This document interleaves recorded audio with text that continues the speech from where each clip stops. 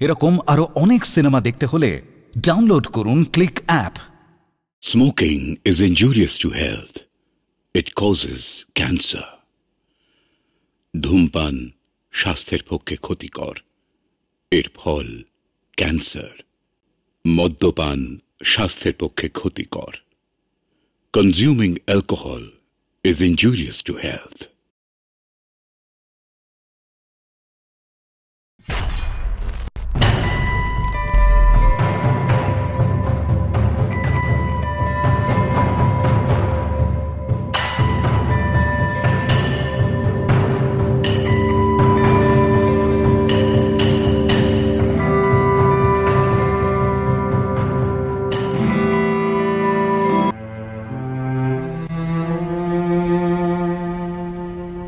আমি নীলাদ্রি সরকার।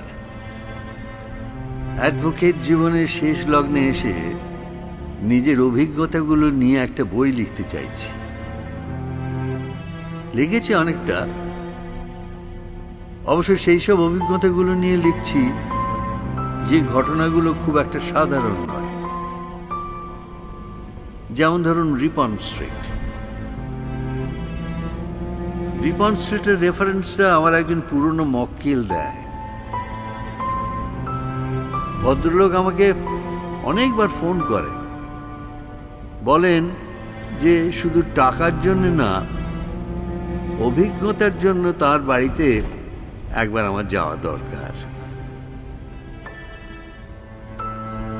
শরীরটা ইদানিং খুব ভালো যায় না, তবুও তার কথার মধ্যে কেমন একটা আত্মপ্রত্যয় ছিল। সেটা দেখেই একদিন গেলাম 3 নম্বর রিপন স্ট্রিটে।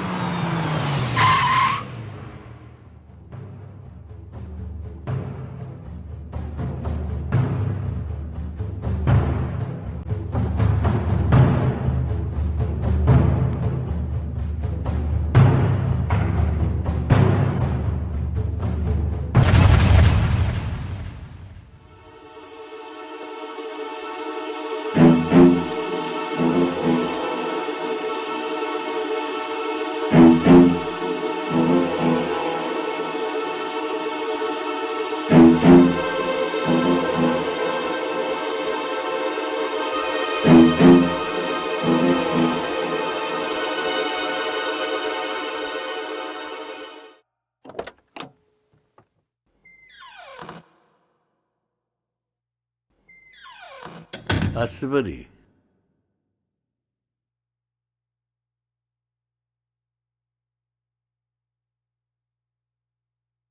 আমার নাম নীলাদ্রি সরকার, ক্রিমিনাল লয়ার। আমাদের একটা নির্ধারিত মিটিং ছিল ঠিক সন্ধ্যে 6টায়। It's 6 o'clock now. বসুন।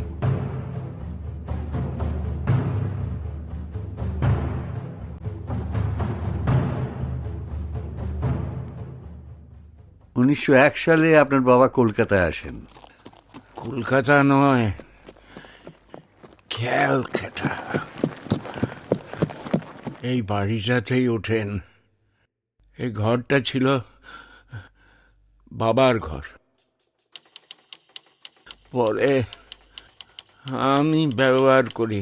আপনার বাবা এদেশে এসেছিলেন টিচার হয়ে, বর্তমানে বিদেশ এমন একটা দেশ থেকে।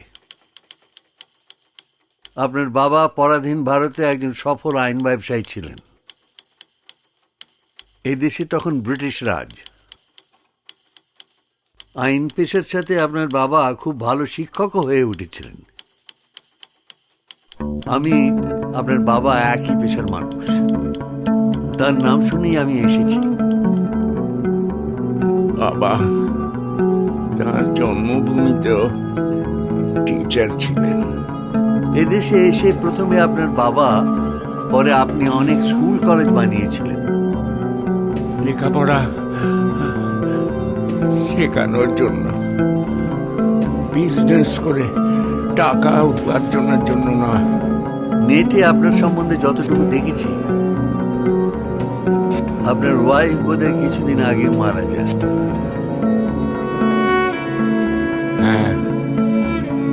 পারমিতা, ও যতদিন আমার সঙ্গে ছিল এই বাড়িটা আমার কাছে স্বর্গ ছিল।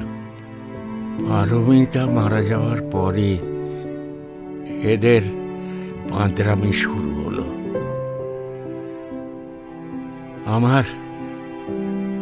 আমার তো মনে হয় পারমিতাকে ওরা খুন করেছিল। ওরা কারা? আমার ছেলে অমরনাথ আর ওর বউ। আমাকে ডাকলেন কেন? অমরনাথ আর ওর বউকে জেলে পড়ার জন্য।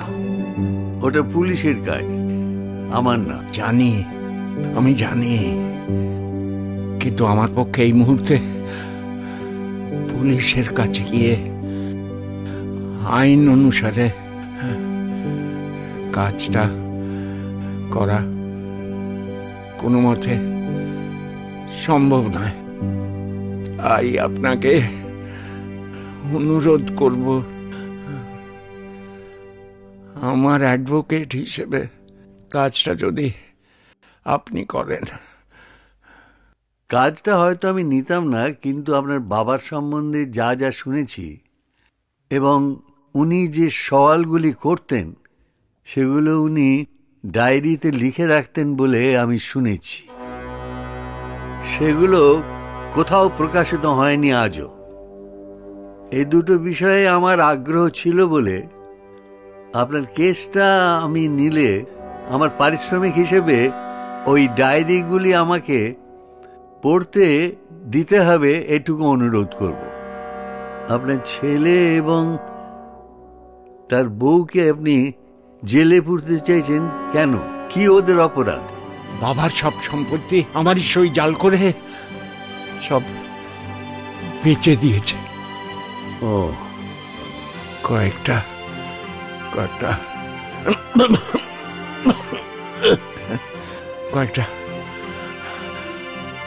হাতে লেখা চিঠি ছিল,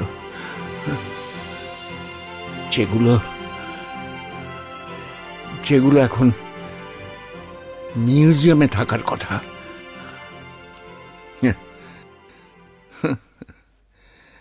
ওরা সেগুলো বেচে দিয়েছে। হাতে লেখা চিঠি কার?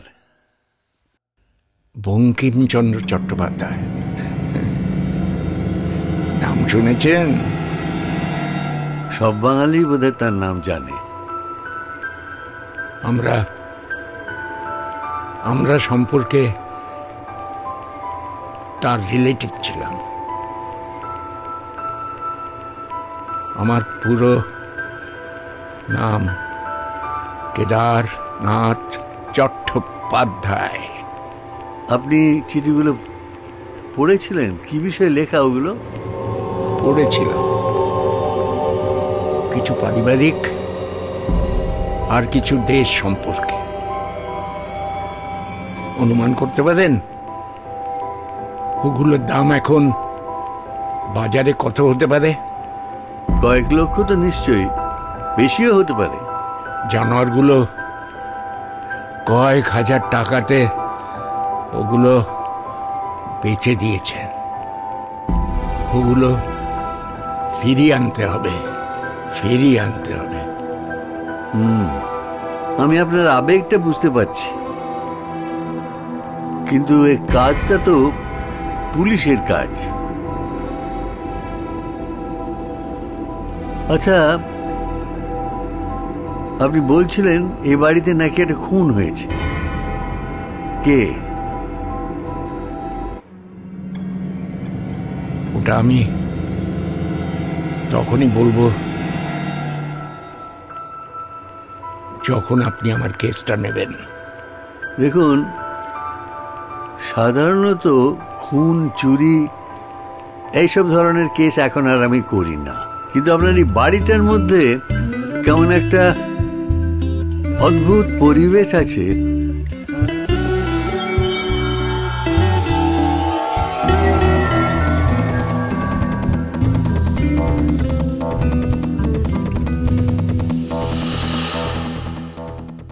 চিঠিগুলো উদ্ধার করতে পারলে ভারতের ইতিহাসের কিছু কিছু নতুন তথ্য সামনে আসবে।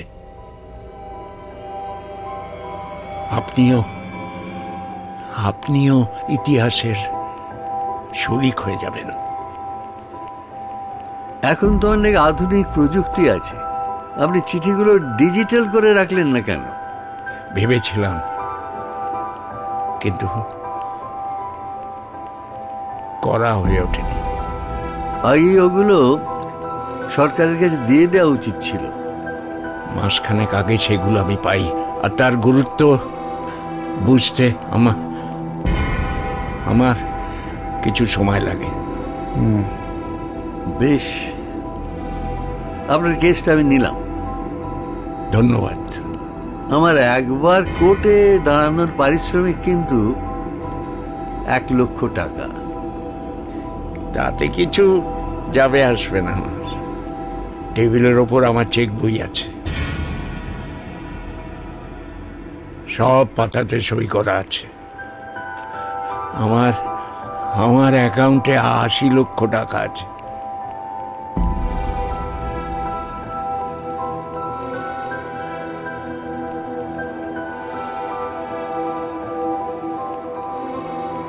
চিঠিগুলো কোথায় থাকতো? আলমারিতে বন্ধ থাকতো। ওগুলো শুকোবার জন্য আমি রোদে দিয়েছিলাম। চুরিটা ওরা কিভাবে করলো? এই ক্যামেরাটা নতুন, আমি নিজের ওপর একটা ডকুমেন্টারি করছিলাম।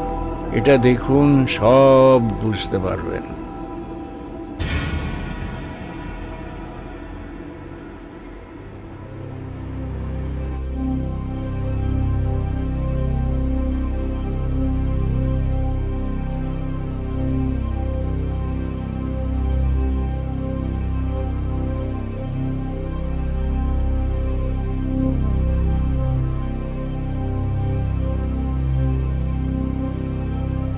ঘরে ঢুকতে হলে অনুমতি নিতে হয়, সেই ভদ্রতা ভুলে গেছো?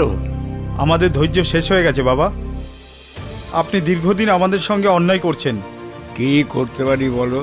আমি আর পাপিয়া একসঙ্গে পোশাকের শোরুম খুলবো ঠিক করেছি, তার জন্য টাকা লাগবে। তা তো লাগবেই। টাকাটা আপনি দেবেন বাবা। টাকা আমার কাছে নেই, আর থাকলেও আমি দিতাম না। টাকাটা দিন বাবা, আপনার ভালো হবে। তাছাড়া আপনি তো নিজের ছেলেকেই দিচ্ছেন। তোমার মায়ের হীরের নেকলেসটা বেচে যা পেয়েছিলে সব শেষ করে ফেলেছ। মায়ের নেকলেসের কথা শুনেছিলাম, কিন্তু কোনোদিন চোখে দেখিনি। তুমি আর পাপিয়া যখন তোমার মায়ের সিন্দুক থেকে বের করো, তখন তোমার মা সব দেখেছিলেন, কিন্তু কাউকে কিছু বলতে পারেন। নিজের ছেলে যে চোর, সেটা তো কোনো মা বলতে পারেন না। ওই শোকই তোমার মাকে মেরে ফেলল। তোমরা তো এক একটা খুনি। এ বিষয়ে আজ আমি আপনার সঙ্গে কথা বলতে আসিনি। বেশ, তো তোমার বিষয়টা বলো। চিঠিগুলো সুটকেসে থাকতে থাকতে ধুলো হয়ে গেছে বাবা। ওটা আমাকে দিন, আর যা পাবো আমরা দুজন ভাগ করে নেব। না না, ওটা আমি মিউজিয়ামে দিয়ে দেব। আমি একজন খদ্দের পেয়েছি বাবা, 25 লক্ষ দেবে। ওটা আমি কখনোই বিক্রি করব না। ওটা কিন্তু আপনার একার সম্পত্তি নয় বাবা, ওটা আমার দাদুর। আমারও অধিকার আছে। নিশ্চয়ই তোমার অধিকার আছে, কিন্তু সেটা আমার মরে যাওয়ার পরে। টাকা আমার খুব দরকার। সরি বাবা, আমি ভেবেছিলাম আপনি আমার কষ্টটা বুঝবেন। আমি শুধু আমার ভাগেরটা চেয়েছিলাম, আপনি দেননি। আপনাকে মারতে আমার খুব কষ্ট হবে, কিন্তু মারতে তো হবেই আপনাকে। আজ মরতেই হবে।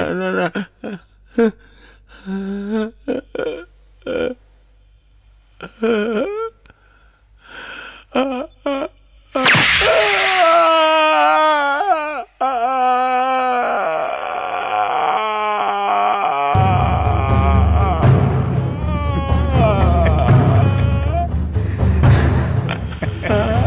ফাদার, তুমি মরে গেলেও মরবে না। আমাদের চাষের জমি আছে, তার উপর তুমি ঘুমাবে। যতদিন না আমি তোমার সব টাকা ব্যাংক থেকে তুলে নেব। তোমার সই তো আমার জানা।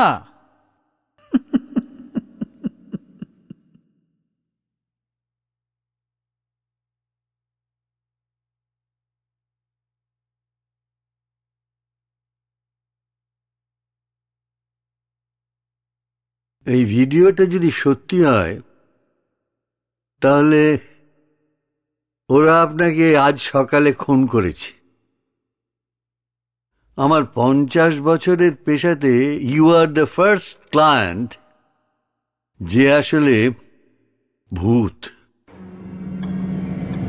আপনি মরার পর এতক্ষণ শরীর ধরে রাখলেন কি করে?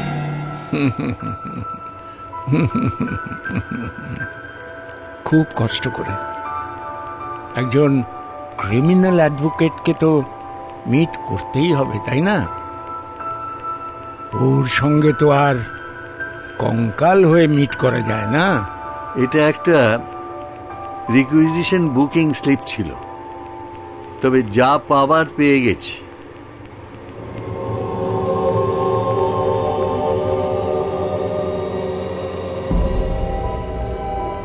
দীপকদা, আমি নীলু বলছি। আজকের রাজধানীতে দুজন প্যাসেঞ্জার আছে, এসি ফার্স্ট ক্লাসে। অমরনাথ চট্টোপাধ্যায়, পাপিয়া চট্টোপাধ্যায়। দিল্লি নামলেই ওদের অ্যারেস্ট করতে হবে। অমরনাথ ওর বাবাকে খুন করে পালিয়েছে। ডেড বডি আমি জানি কোথায় আছে।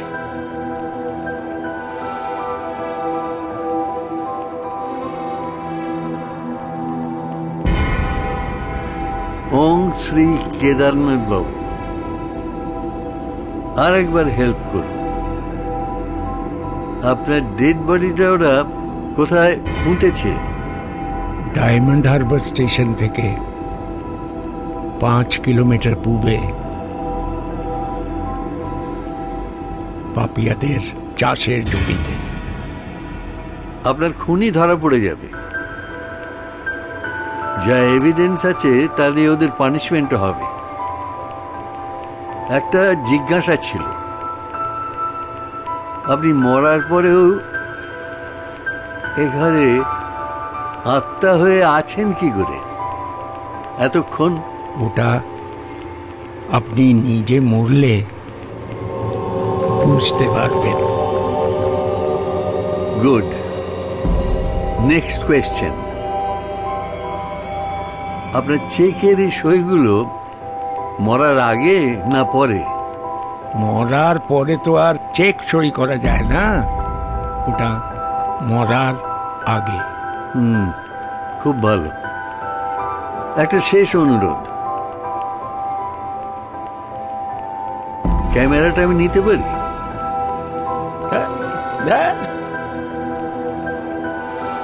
একটা সেলফি তুলতে চাই আপনার সঙ্গে। মক্কেল ভূতের সঙ্গে ছবি, এতদিন তো কেউ দেখেনি।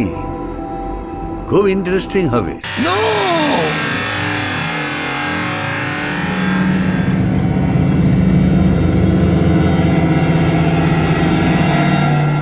ভূতের সঙ্গে আর সেলফি তোলা হলো না।